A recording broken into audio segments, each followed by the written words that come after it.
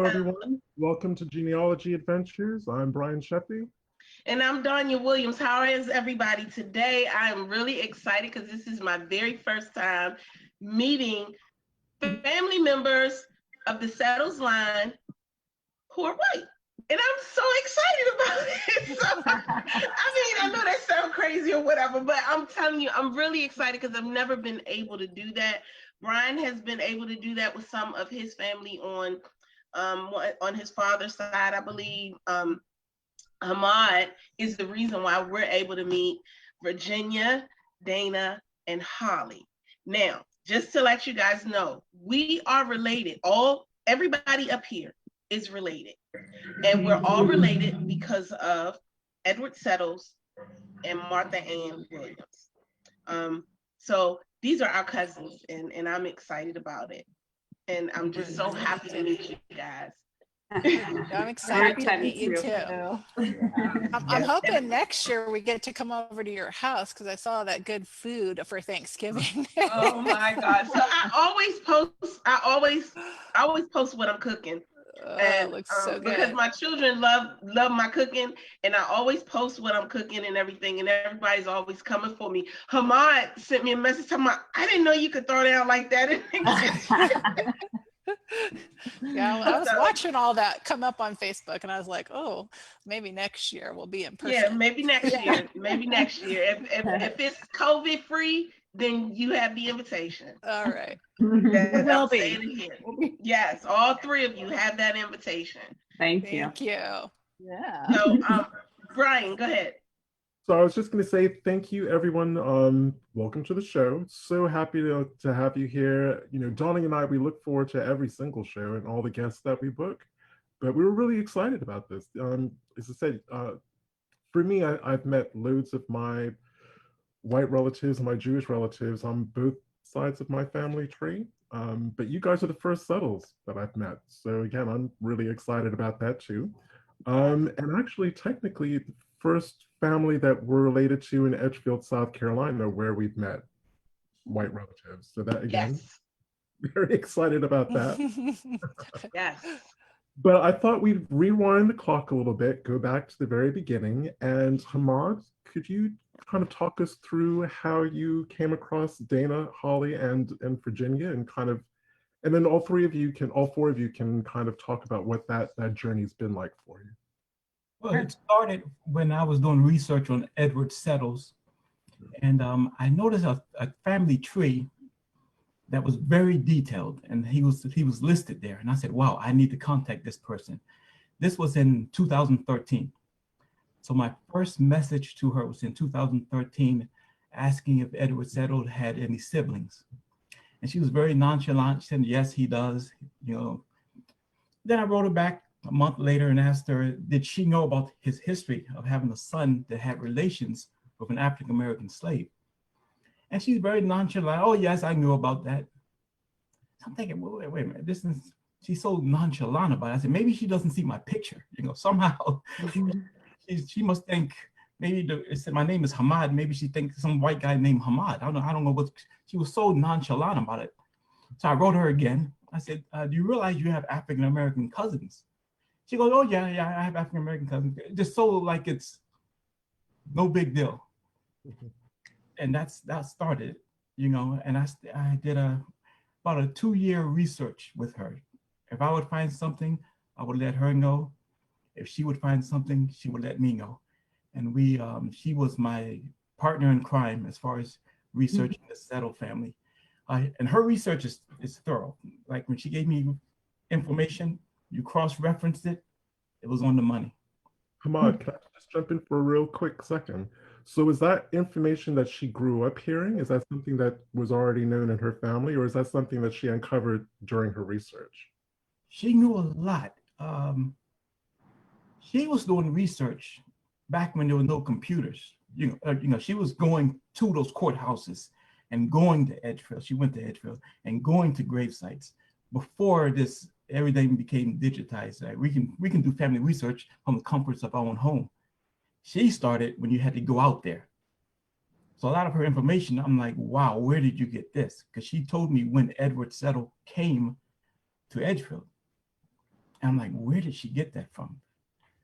And then I did research when I was able to go to Edgefield and find out she's right. He got there in 1813. So she came in with the old school way of doing family research. So which ladies, how did you guys, which one of you ladies met up with Hammad? Holly, okay. And how did that happen? Well, I'm actually already tearing up just hearing all this. So I'm going to try not cry. I'll give you virtual tissues. I know, right? Thank you. I remember my mom speaking of Hammad and letting us know that she had connected with him and how excited she was. And so we were all thrilled. We knew my mom was doing a ton of research and her genealogy. I mean, we grew up watching her do that. We grew up watching her fly, across the country and go to places. And it was just such a hunger and a passion that she had. So while she was dealing with, while she was going through this, doing all this, she was also suffering with cancer. And her and Hammad had a beautiful relationship where they were obviously, like you said, sharing information and getting to know each other. And it was just really neat to hear all the stories. We personally didn't have any conversation with him, but we would hear everything.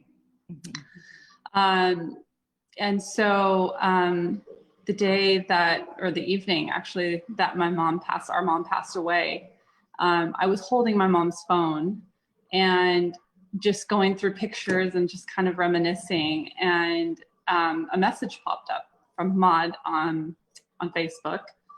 And he was asking how she was doing. And I knew exactly who it was. I hadn't talked to him yet, hadn't spoken with him. But I let him know that she had just passed away, and that began our journey to get to know each other. And it's I won't go into the details of that, but I was the first person to talk to him, and then we all I think we all started connecting with him right after that. Wow. I was going to say, yeah, I mean, we'd been hearing a lot about Hammad from the beginning of their relationship. I mean, I'd be over there with my mom and she'd be, going back and forth with him. And I think she just loved, Hammad and my mom were like two peas in a pod. They were definitely, I would say, kindred spirits because you guys, they're just like, oh, Hammad had this, and Hammad, oh, he gave me this and this. And she just adored him. And I know she was looking forward to the day that they could finally meet in person. And so you had to meet him. Yeah, so we had to meet him. Yeah, you had to meet him. We just would hear about him, and it was just I think for her and for us, it was just this beautiful, you keep building your family and you keep learning about who you're related to and your family history and all that. And but you don't always, I think through ancestry and all that, people start reaching out to each other. Oh, look, I've got this cousin, or I've got that cousin. Some people don't respond, some people do. Some, you kind of connect with, and it's like, oh, this is great, but you don't have a lot in common, so it doesn't really go anywhere. But I think for my mom and Hammad, and for us, we just feel a close connection, and I think we just have a lot in common. And so yeah, that's I think the story, I think the first thing for me, when my mom said, oh, I've got this cousin, I don't even remember her saying, by the way, he's Black. I think it was just kind of like, you just had a cousin. Yeah. Yeah. I mean, we knew he was Black, and that there were others and all that. And this is great. I think, part of it's like, you find out, oh, I've got this cousin, that cousin. It happened to us right here in town, right here in my hometown, that I found out I have a cousin on my dad's side, and so showed up at a family reunion. It was kind of strange, right? Yeah. Oh, why wow. are you here? Our sons were on the same baseball team all this time, and all of a sudden we show up at the same family reunion about 5 hours from here, and it's like, wait, we're cousins. So, I mean, it's just, the thing is I think the more genealogy you do, the more you find out, oh, really, this world is filled with, we're related to everybody. We're all, Eventually we're related to everybody. But I think, certain stories are fascinating, and this is a fascinating story. There's heartbreak in it, too. There's a lot of heartbreak in it. So I think it's heartbreak in all of the stories that are like this in one way or another. I think what fascinates me about this story is the fact that you guys are so very open, and you guys are, you and Hammad, the three of you and Hammad have been able to meet up. You guys have pictures of meeting up, and you guys have spoken with each other. You stay on the phone. You're researching. You guys picked up the gauntlet where your mom left off, basically, and you're not shying away from whatever it is that's going to be found. And that's really a big deal in my book, because for me, let me rephrase that. I have met one white cousin that I'm confirmed. Her name is Candace, and Candace she was actually my very first mentor, but we didn't know that we were cousins at first. So we had to, I had to go through the steps to try to figure it out. And then she was busy doing stuff, so I didn't have as much help from her. I could call her and I could ask her questions, but it wasn't like you guys, or like Hammad and your mom. And what is your mother's name? Dana.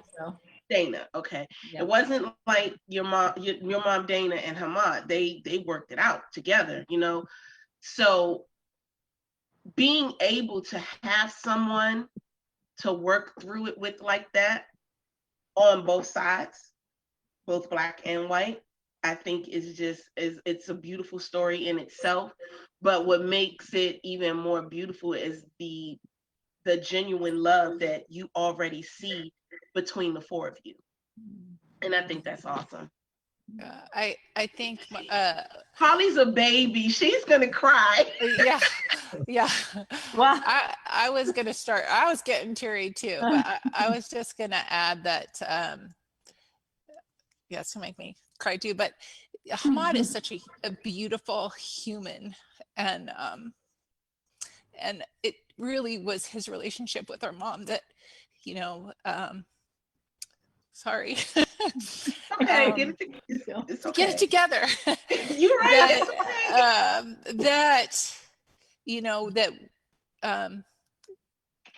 I don't know, you meet beautiful people in your life, and it doesn't matter what skin color they have, and we just feel extra blessed that Hammad is our relative. And we've known him now, so mom died in 2015, is that right? Mm-hmm. And we've, kept in contact with him, mostly on the phone, but, I'm going to give him a lot of the credit for, continuing to reach out to us and talk to us and encourage us to continue the research. And then we just start having conversations about one of my passions is foster care. And so we would get off on these really long conversations about foster care. And Holly and Hammad were going to college together as adults, and they would get off on long conversations about that. So our relationship really just grew over time on subjects that we have all been passionate, that we share passions about. And then I think, by 2020, when things really got crazy, I felt comfortable enough, after George Floyd, to reach out to Hammad and go, tell me what you're thinking about this, because I don't want to be blind. And I know my relationship with him had grown enough that I felt comfortable that I could speak openly to him. I think it's harder when it's somebody that you don't know really well, but I felt comfortable saying, hey, look, can I talk to you about this? I don't want to be blind. And so we had some really great conversations about that as well. So part of it is that we have a beautiful soul of a cousin in Hammad. I will say that. Well, it's safe. It's a safe relationship. It's a, Right. you know, and again, it, like Ginny was saying, it doesn't, beautiful souls don't, it's not about skin color. It's not about, you know, It's a family soul. is not, you know, it's Yeah. it's just who's what the heart is. But, you know, we all have different experiences in life. And so that's where, you know, we can learn from each other and all that. You know, again, from anybody in any circumstances. So Okay. I was going to pick up on that theme because I was going to say specifically with my father's Shefi cousins, the beautiful thing is over time we've just become cousins and most of us are connected on Facebook. So we laugh with each other, we joke with each other, but the really nice thing about one, meeting some of them in person and then carrying these relationships online is my family actually got an understanding of what some of our family quirks were. Like the Sheffis are a political tribe. And we're a political tribe going all the way back to like early colonial America.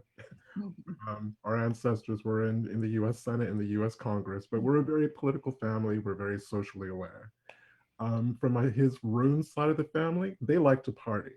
Even in like 1750, they were notorious for the parties that they used to throw. So we get a kind of conviviality from that side of the family. But the thing that I love the most is starting probably in 2015 with the previous election, is a lot of my white cousins started private messaging me, going, we don't really understand what this institutional racism stuff is about, but we see that a lot of you are like really, really angry about policing and social justice, and we know that none of you are stupid, so we just really want to learn. You know, we want to talk to you and find out kind of more about what's behind that. So have you found that by speaking, you know, by getting to know cousins who don't look like you, kind of opens up that door to difficult conversations? yeah, for sure. I think because we were talking about, you know, we were all raised in California.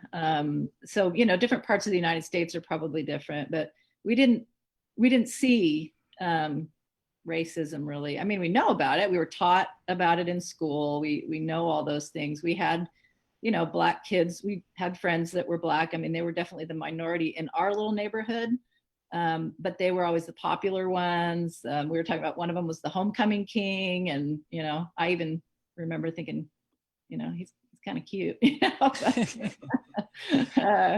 He was way out of my league, but anyways.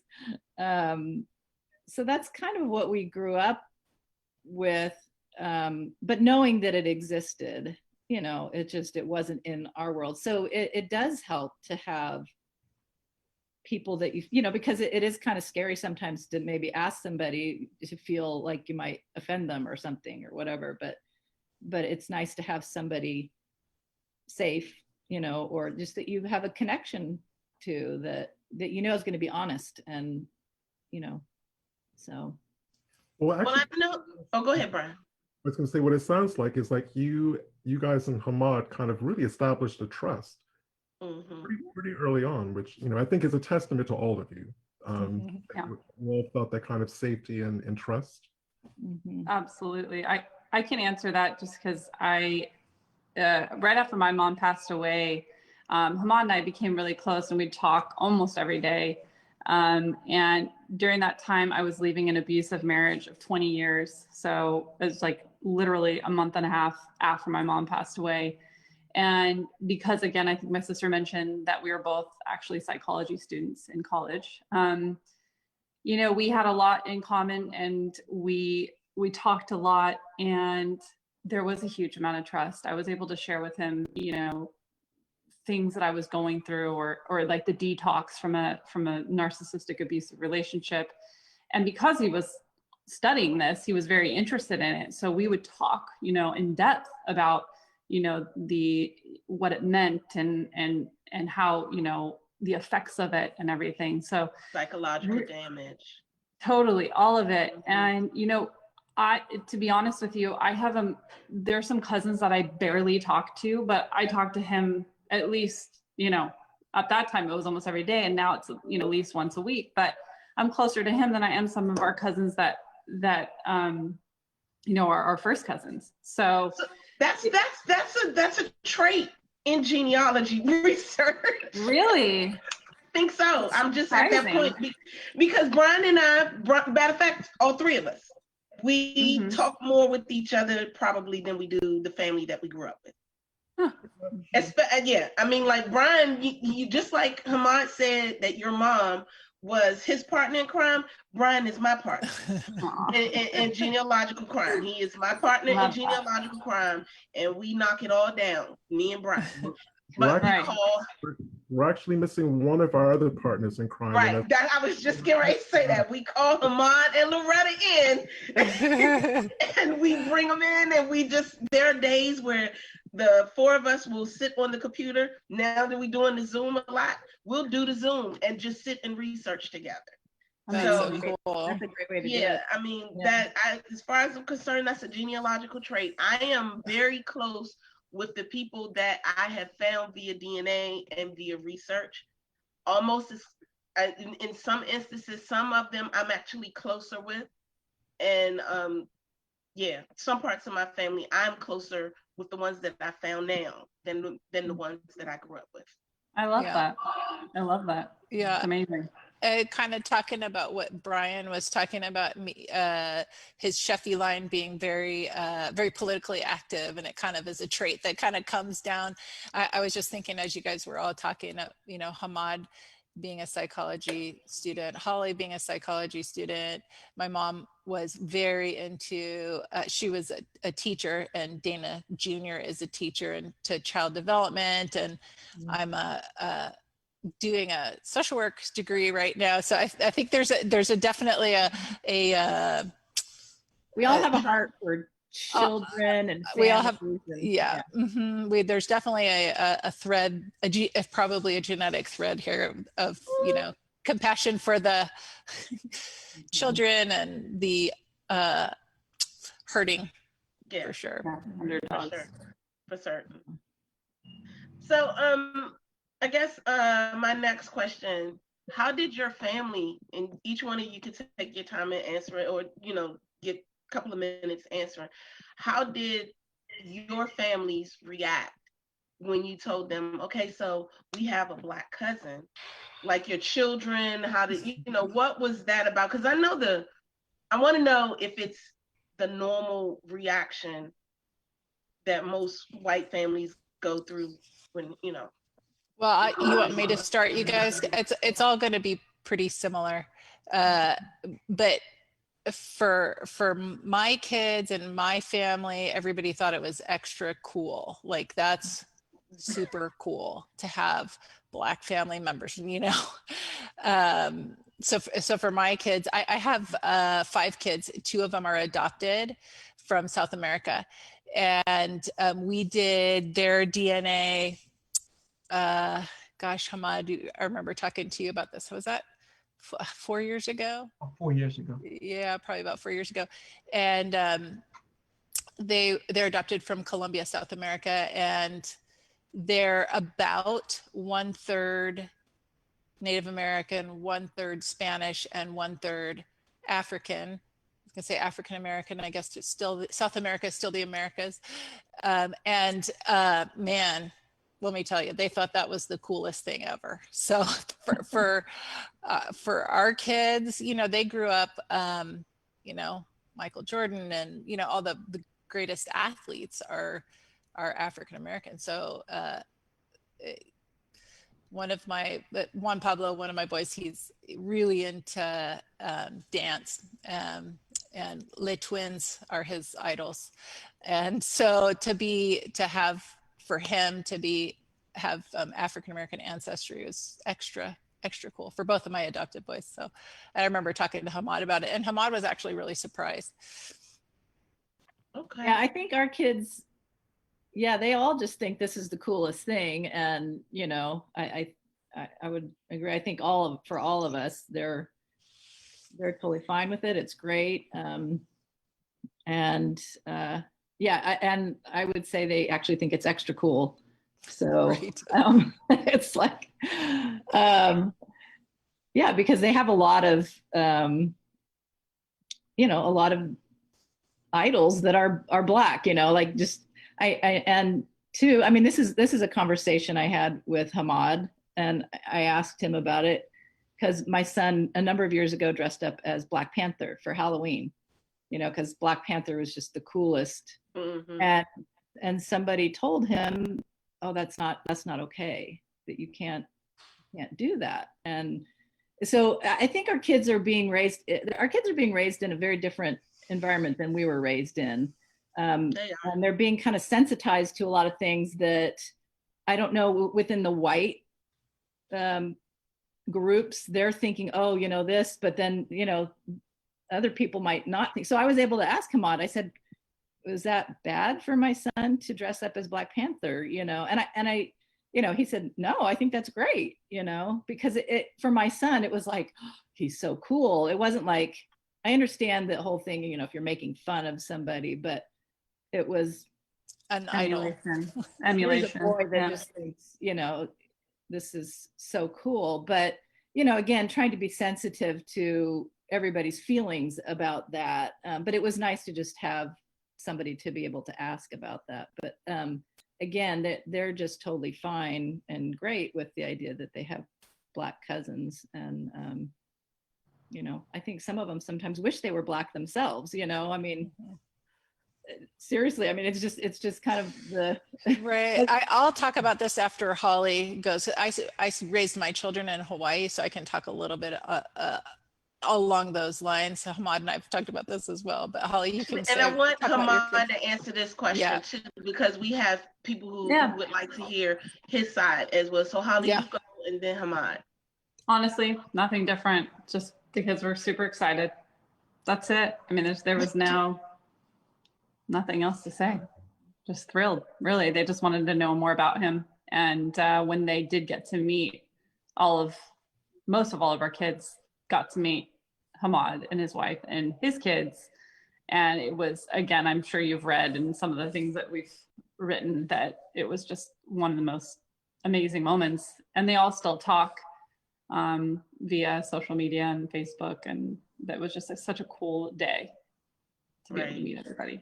So Hammad, what's your feeling? How did your, you know, I mean, I guess, and I want to apologize because we already know you know, as far as Hammad is concerned, and I think that's why Hammad is like, let them talk and let them get that out, because the three of us, Brian, Hammad, and myself, already know. But Hammad, you need to speak on this too, because they don't know. The people in our fan group, they don't know. We have a lot of people watching right now, and so what were your feelings when you met the family, when you met the kids? You know, where were you?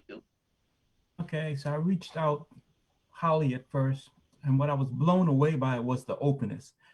Remember, I do the research on the Settles family, so I'm used to rejection. I've had, this year, I've been rejected like 15 times. Horrible emails, horrible Black messages. and white. Black and white. But make sure you say that part, black and white. Black and white, because some Blacks, they feel they're hiding something. But mostly, the rejection is horrible. You have to have thick skin to research the Settles. I bet. I was blown away by the openness. So Holly goes, here's my Facebook, here's my email, here's my number, I'm thinking, what the, you know, that kind of openness. And then she told me, I already know you. Your mom already told me about you. So eventually I reached out to the other sister. They already knew me. I reached out to the other one. They already knew me and they were open. They just accepted me immediately, which I'm not used to that. That was very, very shocking. But that speaks to how Dana raised them. And it speaks to how, when I told her, you know, you have African-American cousins, she's like, yep, I know, yep. Like it's no big deal. You know, like, what, why, you know, so what, you know. And I invited her to our Settles group, and also Living on the Edgefield group, and she joined with no problems. You know, so did she ever say anything? She was Living on the Edgefield? Yeah, she was in Living on the Edgefield, and she was very active in the group. I didn't even know that. Yeah, and when she passed away, I sent a message to the group, and everyone, including you, commented on it. Now, I remember commenting on that part, but I didn't know that she was active in the actual group. Yeah, she was active, which amazed me Oh because man, I'm she mad. wasn't there just to sit back. She was there and she was speaking up, and this happened, and she would always talk about the record she had. Very open people, very open, very accepting. Wow. So I just have to to give you an say, example about what Hammad means by having a thick skin, I'll just give a really quick example. Donnie and I and Hammad have another set of white family members in Edgefield. Donnie had this experience first. I think I came in behind her about maybe 18 months later.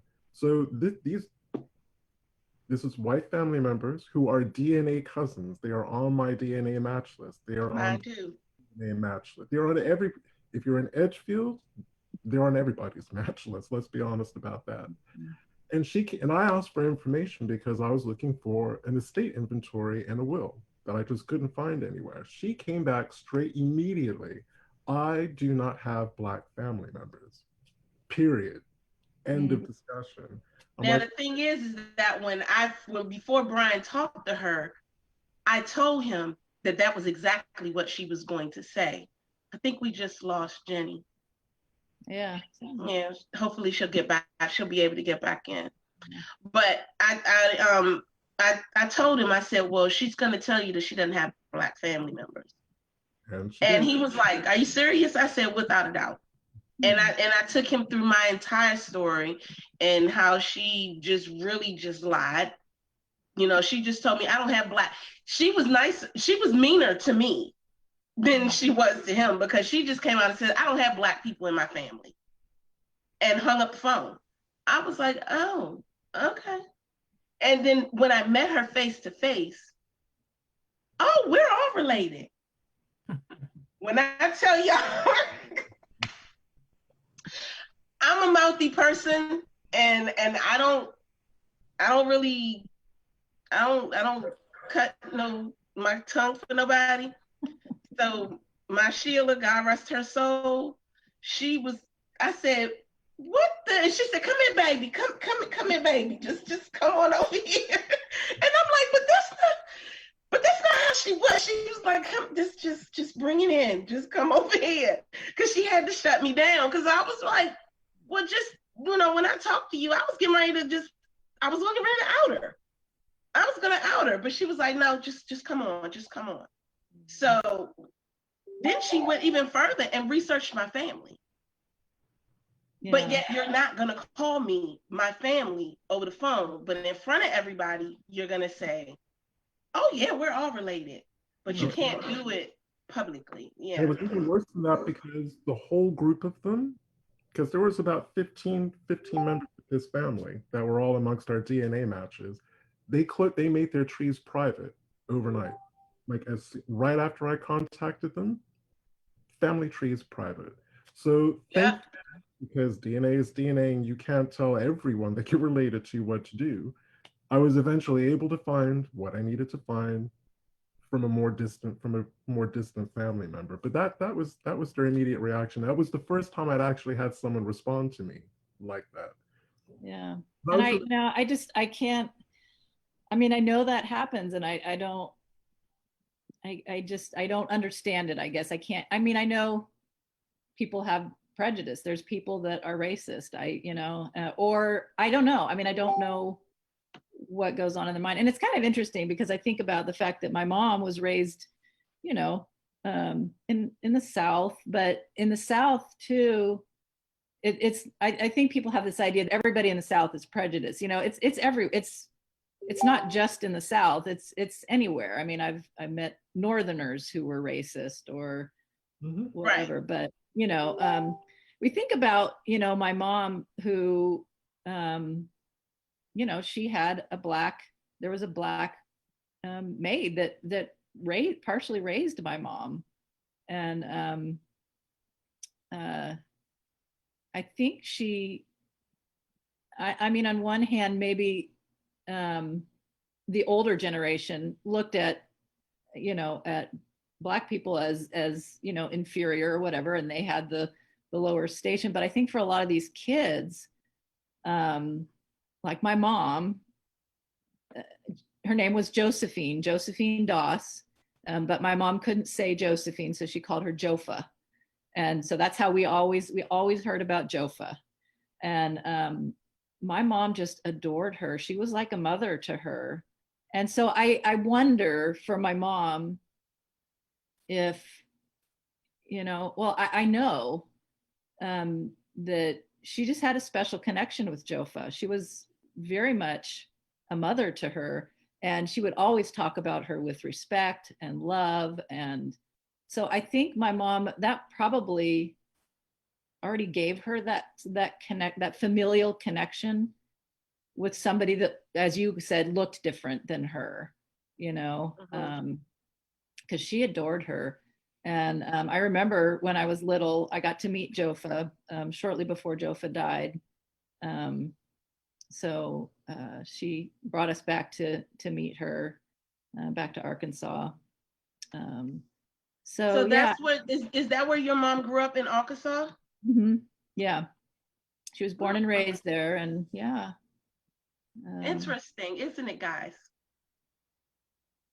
Well, I'm saying that. So let me tell y'all, I think Brian gets it. I don't know if Hammad has picked it up yet, but back in the what was it, in the 1880s? Was it? Back in the, okay, Hammad picked it up. Back in the 1880s, there were over 5,000 Edgefieldians that moved to Arkansas. Oh, interesting. So, yeah, it was, and we have a connection in Arkansas that I know. I have a lot of DNA relatives who come straight out of Arkansas and have no idea where or why or what it is, but more than likely, maybe it was some of those that actually moved from Edgefield to Arkansas to populate. Jenny is having a reboot problem with her computer, so I'm trying to help her get back on. Yeah, I know. I sent her the link to try and copy and paste it, but I think the issue is she doesn't have the app on her phone, because I said maybe she could just do it. I sent her the meeting ID number and password, so hopefully that'll help. Okay. Yeah.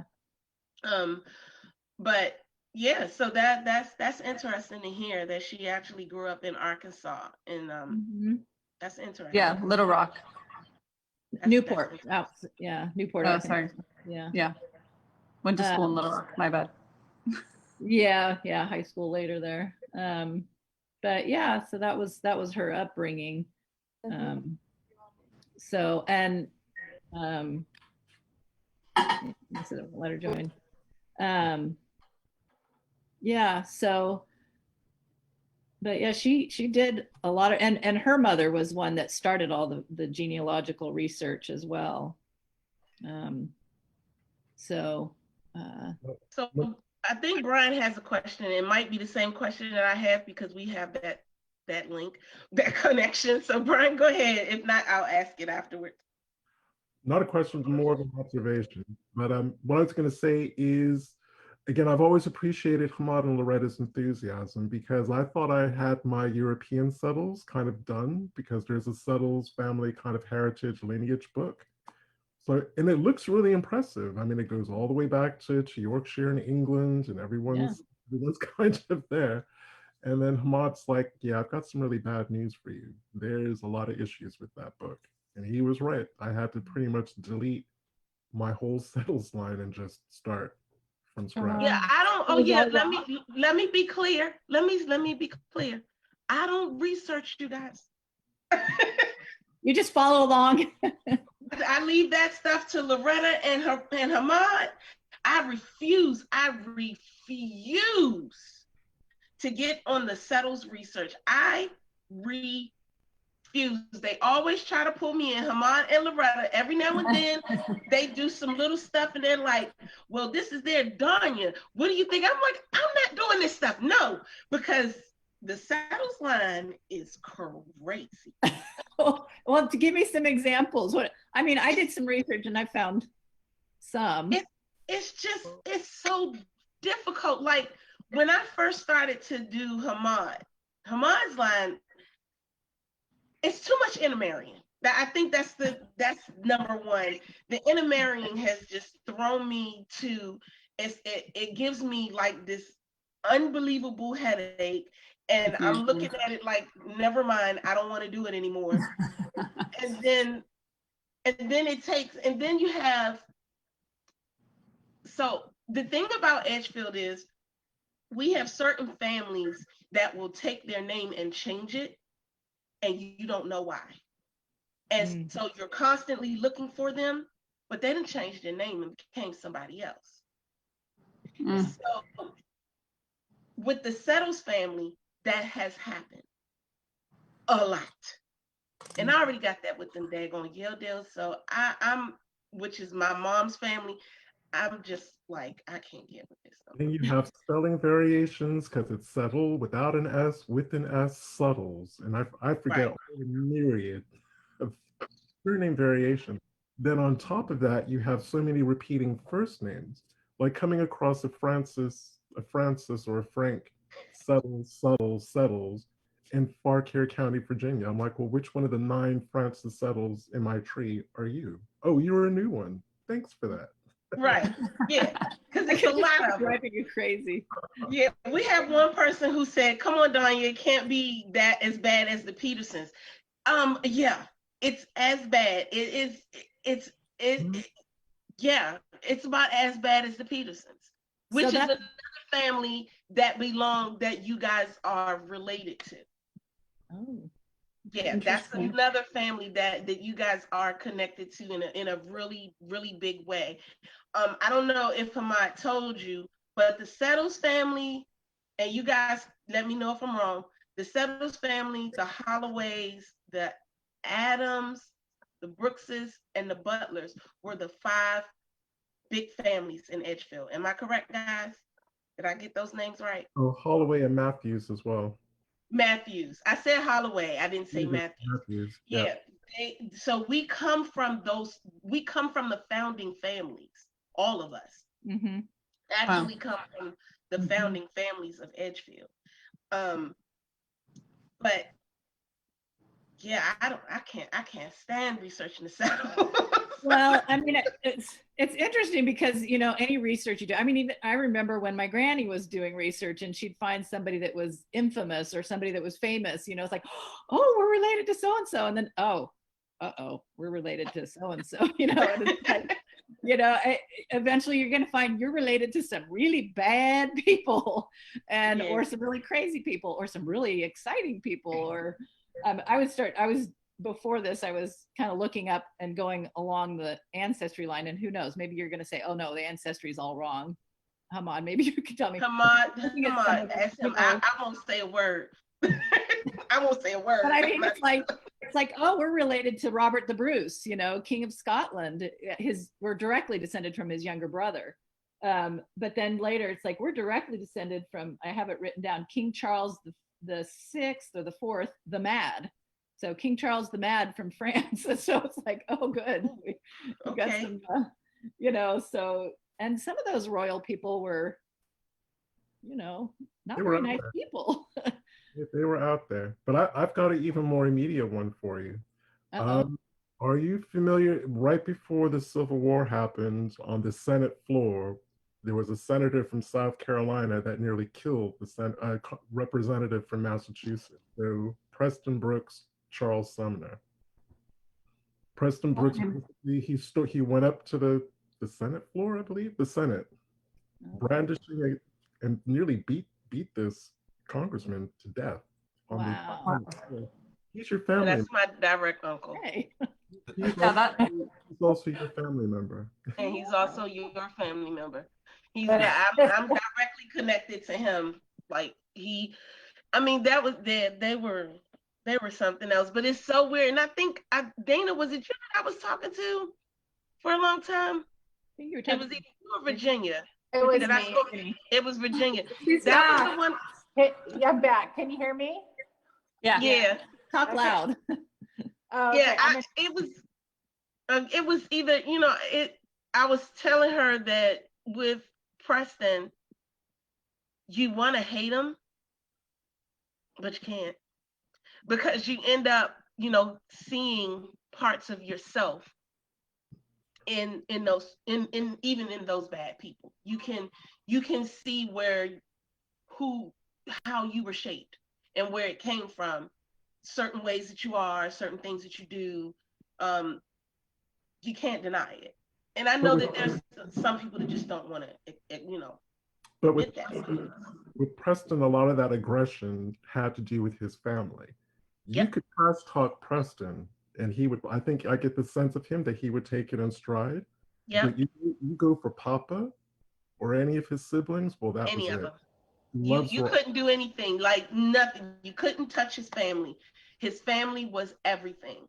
And my family is everything. And there are things that I have read when I did research for him, and I've actually said it. I'm here in the 2000s. This man was back in the 1800s. And I've actually said exact words like, well, I live here. And if you got an issue, you can come and see me. And in so many words, this was something he said to somebody. He was like, look, you got a lot of smack. You got a lot of talk coming out your mouth. If you have a problem, come and see me. I live here. And he put that in an article. He put that in a news article without any problem. And I was like, oh my God, I'm just like this man. Like my temper. I was like, oh, I got his temper. I am just like this man. And so it's really weird. But Hammad, did you let them know that Edward Settles actually was the guardian of a free person of color? I did not. No, we're in the process of writing a book. So that was going to come up in our book, our Settle book. We're motivated by two all-stars, you and Brian. And I'm going to get with you about how to start off, because we have a lot of information. It's just a matter of how to arrange it and how to start. Get started, yeah. Well, you're going to share that there? Just share real quick for the audience. Well, and the thing is, I don't know what held me off from telling them. It sounds really good, but I wonder about his intentions at that time. Yeah. Was it something he had to do because you aren't in the court? It's your job to do it, or was it out of his heart? Because I've seen him change. At one time, he put in his will that Martha Ann and her youngest children are going to be held together. That was in 1856. By 1860, he's like, sell them all. Wow. He changed. But with Rebecca, well, can I tell him? Tell him. Okay. Well, there's a woman by the name of Rebecca Bugg who was a free person of color. And long story short, Edward was her guardian. When people are free people of color, they still, even though they're free, they still had to have a guardian or someone over them. But it was something about Rebecca that it seems, which is where Hammad is coming from with the intent. Something was different about her. He won court cases for her to get land. He went as far as to buy her husband from slavery and leave him in trust for their youngest daughter. So he kind of freed him. He freed this man. And we don't know why. no idea. A mystery to solve. Wow. Yeah, so it's been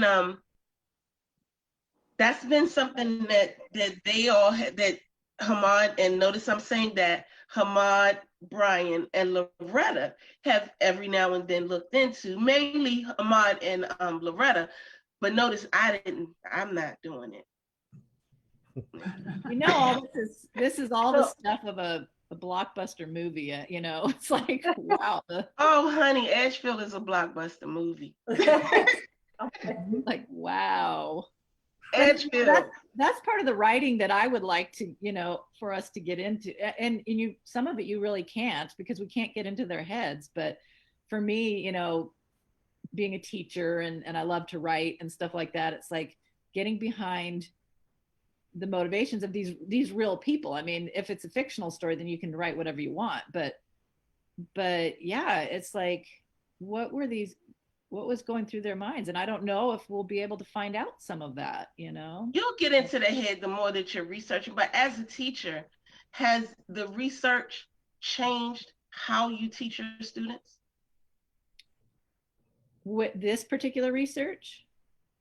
Well, I mean, just in general, because I know for the three of us, history is not what it was, what we learned in school. It's just not what we learned in school. Mm-hmm. And it's made, and the history that we've learned, the changes, like, okay, taking Preston Brooks, for example, I didn't know that that was my 3 times great uncle. So, but I learned about him in school because I learned more about Charles Sumner, the abolitionist, than the man that actually beat him. I don't even think I learned the man's name that beat him on the Senate floor in high school or in junior high. I just knew that he was beat because he said this speech, the Kansas-Nebraska Act, and they didn't like, and it was a problem. Mm-hmm. That was all that I knew. But then when you turn around, now I'm looking at this in a whole nother eyesight, and I'm like, oh my God, this man actually had something to do with me while I was in school. And I'm sitting around and I have all of my white friends learning about people that they may be connected to. And guess what? I was connected. Now, was it a bad person? Yeah, it was. But the fact that I had somebody to be connected to in school, learning about it, we as African Americans, we don't have that. They don't teach that. But we learn that history for everybody else. And we're just there, and all we know is that we were a part of slavery. That's it. Right. Yeah. So did it affect you as a teacher, the history that you're learning now? Does it affect the way that you're teaching the kids? I think the way it affects it is it just adds more layers and depth to the history. And for me, one of the ways I like to try to teach history is more hands-on, more story-oriented. I mean, textbooks are great, but as a kid, as a student, I couldn't stand textbooks. It would just be so dry. I'd try to read and my mind would wander. But so I like to do, whether it's role playing or games or stories. So like with my students, and I also homeschooled my kids, I would always, have books like this book. I love these kids books. So I got this. You got it. I got it after last week. Oh, So, wow. but because this is the teacher in me, I just love books so I've always had books like on Benjamin Banneker and Frederick Douglass and, all of these people back when I taught so many years ago. I taught 5th grade for 4 years, so I did teach American history for 4 years. But yeah, I think it's a little more simplistic when you're teaching general history, slavery, we always, and even in Holly and Ginny and I, we all learned about slavery as kids and racism and Jim Crow and some of the horrible things. But yeah, I think the idea that we're more interconnected and two, just some of these other stories within the stories is very fascinating. So does it affect the way I would teach? Yes, just because I could bring in, hey, here's this story, but also, like you were saying, it's like you're finding I'm not just descended from the slaves, I'm also descended from some of the slave owners. Right. And that, yeah, so I don't think we ever thought about that as kids, and it doesn't sound like you did either. So not as a kid, no. It didn't. None of that stuff didn't dawn on me until I started researching back in 1996. By that time, I had 2 children by then, and it just didn't. I started. The more I learned in my research, the more I was like, man, we missed out on a lot. It was a lot of things that just was not taught in school. And I don't mean just we as Black people. I'm talking about we as my friends that I went to school with. We missed out on a lot because I think it would make a difference culturally for white students to learn the same things that I'm learning, or for any other opposite race to learn the same thing that I'm learning, as far as all of this is concerned, it'll give a different kind of respect. Because, for example, me learning that there were 1,500 Black representatives that was in, whether it was state, local, or federal government, Yeah. that's not taught in schools. Right. I totally agree. That needs to be taught. That, you know, the businesses that a lot of Blacks started right after. Yes. I mean, there was a millionaire lady in LA, you know, I can't remember her name now. She got out, she left slavery, came out to California, did what was it? Was that Madame Walker? What's her name? Madam Walker. I couldn't. Oh, He said Madam Walker. Mm-hmm. Maybe, yeah. I mean, she died a millionaire and she had come out of slavery, you know, so there were all these entrepreneurs, you know, they were set free and yes, exactly. Those are stories that, I mean, Benjamin Banneker was a good story, you know, that kind of story. And they only picked like 2 or 3. Yeah, exactly. And unfortunately, in our culture, we always feel like only one person can be this. Or, Right. you know, you only have one person that can really go into this. Yeah, then I'll write some more children's stories. That's mine. That's right. I was, you know, I just gonna add in here that I remember, you know, learning our cursory. Here's slavery, South bad, North good. Whites are bad, you know, Blacks were oppressed, and coming home to my mom and saying, you know, how could you, you know, not that she really could have chosen to be, you know, where she was born, you know, she didn't have any choice over her skin color or where she was born. But of course, you know, as a teenager, you're kind of sassy and like, you know, self-righteous. How could you be a part of this, you know, and she would tell me, Ginny, you are not learning the whole story. You know, you really, really aren't. And it's interesting because one of the people we learn about is Booker T. Washington. But I just started reading some of Booker T. Washington's writings, and oh my goodness, what an intelligent man. And some of the stuff he talks about is how he was talking about, you know, what are you going to do with the slaves? And I guess there was a movement at one time like, oh, you know, we all just need to go back to Africa, right? And he was like, obviously that's not happening. And he was saying, you know, honestly, the media is doing a really bad job because Blacks and whites get along a lot better than we're letting people on, even back then. So it was pretty, it's pretty amazing. I plan on reading more. But yeah, Mom, just going back to Mom, she would always say, it's not what you're reading. It's so much richer than that. So much more to it. Yeah. Well, guys, this hour went quickly. Go ahead, Brian. Unfortunately, didn't have time to get the 4 of you to answer the question I really wanted to ask. Are you all on Facebook? Yes. If I send you a link to the video, can you post your reply to this question in the comments? Because I'm sure that there's a lot of people who are watching this who are thinking about reaching out to cousins who don't look like them, different ethnicity, maybe religion, different race. What advice would you give them? Great question. Yeah, so we're going to share that link with you guys. We'll share the link of the video and you put it up there. But I'm so glad, and you know, maybe we could do another Zoom, just us, and we could just talk. That would be great. I want to do that because I'm so excited. So and we're going to get out there. We're going to get out there to Edgefield.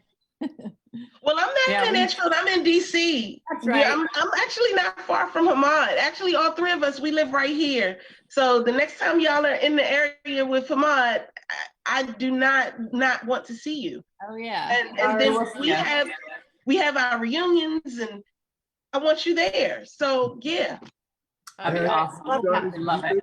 Will this be the first time you guys will have ever gone to Edgefield? Yes. If you go, never, because I have yet to make it. I was supposed to go this year, but COVID happened, had to cancel everything. But I am dying to go. Yes. Next year, guys, in September. Let's go. Yeah. All right. It'll be amazing. Yeah. But Brian, you want to talk about next week's show? Next week's show, we are speaking with some of the founders and members of an organization called Coming to the Table, which is kind of with this precursor. Actually, we've had two kind of precursor shows on that. So it's already in our events. We'll be posting information about it tomorrow and Tuesday. Look forward to seeing you next Sunday, 4 p.m. Eastern Standard Time, right here. Yay. Thank you guys. Don't hang up though. Don't hang up. Okay. Okay. All right.